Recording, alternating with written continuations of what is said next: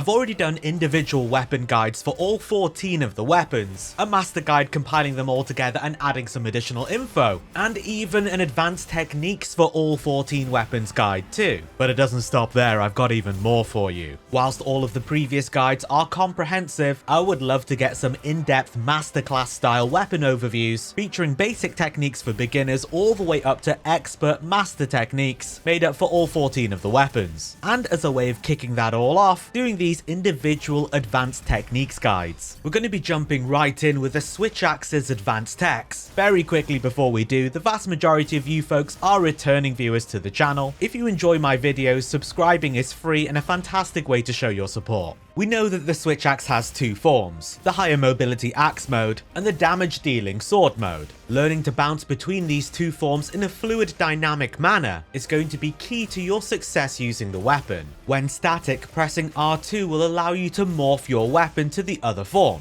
Doing this during a combo will do some form of morph attack, allowing you to blend utility with offense. One of the most, if not the most useful morph attack you can do is after you've finished the axe combo with Spiral Burst Slash, pressing R2 will do the Rising Double Slash, a powerful crosscut as you transform into sword. This then allows you to go immediately into the Triple Slash with Circle or B, building some amp gauge as you go, and then another Circle or B input to finish off with a Heavenward Flurry, one of your big amp gauge builders. This is fantastic to keep in mind because the whole combo will build up about half of your amp gauge, if not slightly more, all in one fluid dynamic combo that even started in axe form. And if you want to get really spicy, you can use the Morph Slash after the Heavenward Flurry to do an axe slash, which then follows up with triangle or Y into the Spiral Burst Slash, your powerful axe combo finisher, which is also your biggest switch gauge builder, letting you effortlessly use both modes, dealing decent damage as you're going, replenishing and building the gauges for both. Speaking of amp gauge, we know it's very useful to fill up, so that the sword enters the fully amped state, dealing additional file damage to all of the sword swings, which is a huge increase in DPS, and giving you access to a few very powerful special attacks, namely the Zero Sum Discharge and the very crunchy Full Release Slash. What's easy to forget is the other finishers prior to having amped state do actually build up your amp gauge as well. They're not just exclusively finishers, so do utilize Element Discharge and Unbridled Slash to actually build up your amp gauge as well. Doing these after a Triple Slash and a Heavenward Flurry will get you to a fully amped state without any levels of focus in one fluid combo. I always have to remind myself this as I find myself separating building amp gauge and using the finishers, which as we've seen here isn't quite the case. You can do the Unbridled Slash by holding down R2, triangle and circle, or Y and B, at any given time in sword mode, while static or during a combo. When fully amped, this can be held down to do the most powerful attack the weapon has, the Full Release Slash. Extremely crunchy and damaging irrespective of file type. It has particularly good synergy after the Element Discharge, which you can do by pressing triangle and circle, or Y and B, followed by further ticks of damage by repeatedly inputting triangle or Y, before it explodes with the Element Discharge finisher. After this, you can go directly into the Full Release Slash by just holding down R2. No complex multi-button inputs, adding crunchy high damage combo finishers on top of each other. Also, if you recall that the Focus Strike, the morph combination, when the weapon is in sword mode or morphed into sword mode during it, has a very quick Element Discharge finisher at the end of it. The same applies here. You can go straight into the Full Release Slash holding down R2 immediately after the Element Discharge finisher. Big damage combo strings. While the Full Release Slash in sword form is the weapon's most powerful attack, it is not without cost, as it consumes a large amount of your switch gauge, the meter you use up with your sword attacks, often leaving you mostly, if not completely, depleted of switch gauge after using the Full Release Slash. The move also has quite a bit of end lag, and automatically morphs the weapon back into axe form.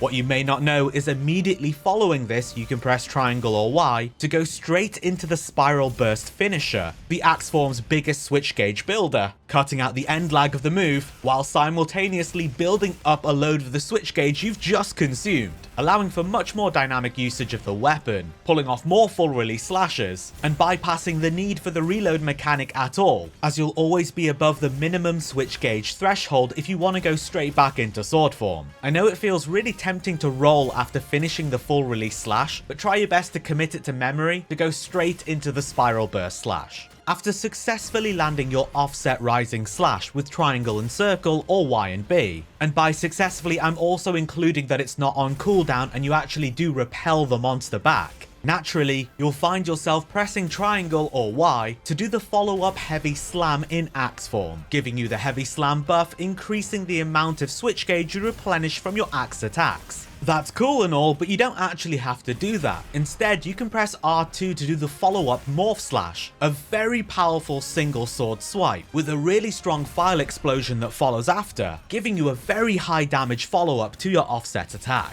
After which you have total flexibility to go into many other sword attacks and finishers, including Unbridled Slash, or if you're already fully amped, the most powerful attack we have, the Full Release Slash. See how this is all coming together? Beautiful. In addition to the offset slash you have access to in axe mode, the Switch Axe's main defensive measure, the counter rising slash in sword form, the sword parry, is not only very powerful and really flashy, it is one of the best ways to build up amp gauge very quickly, successfully landing the counter rising slash, automatically executing the powerful crosscut riposte, which then by pressing circle or B, you're able to immediately follow up with Heavenward Flurry, an attack that we know builds up a lot of amp gauge. This alone is great, but if need be, you can also supplement it by following up the attack with an unbridled slash if not amped, or even a full release slash if fully amped. But just the riposte and Heavenward Flurry is really good as well. It'll build up about 60% of your amp gauge, so two of these back to back, boom, you're fully amped. And whilst we're talking about the counter rising slash, the weapon's sword mode parry, a good Switch Axe player is mindful of the costs that come with this move, and how to mitigate them as best as possible. First of all, you will take a significant amount of chip damage, which increases depending on the severity of the attack how powerful it is in the first place, and it also costs a chunk of switch gauge to even use the counter rising slash at all. You will immediately replenish the cost of the switch gauge usage by successfully landing the counter rising slash, and there is something we can do about the chip damage. By timing the sword parry just before a monster attacks, you'll see the very obvious visual cue of the white flash, denoting the perfect timed input. This significantly reduces the chip damage you take, appearing to be half. So if you are bouncing between your counter rising slashes trying to get these parries out as often as possible, just be mindful to go out of your way to perfect time them, as you're halving the chip damage that you take. It does not, however, have any impact on the damage of the counter, the speed of the attack animations, the amount of amp gauge you build up, or the amount of switch gauge you restore. It is purely to halve the chip damage. That's everything I've got for you for now. Hopefully you learned a thing or two, and if not, you just enjoyed the beauty of the transformational Switch Axe. If you've got any questions, don't hesitate to leave them in the comments, and be sure to subscribe for more advanced text videos for the other weapons. Thanks for watching, and until next time, I'll see you in the Forbidden Lands.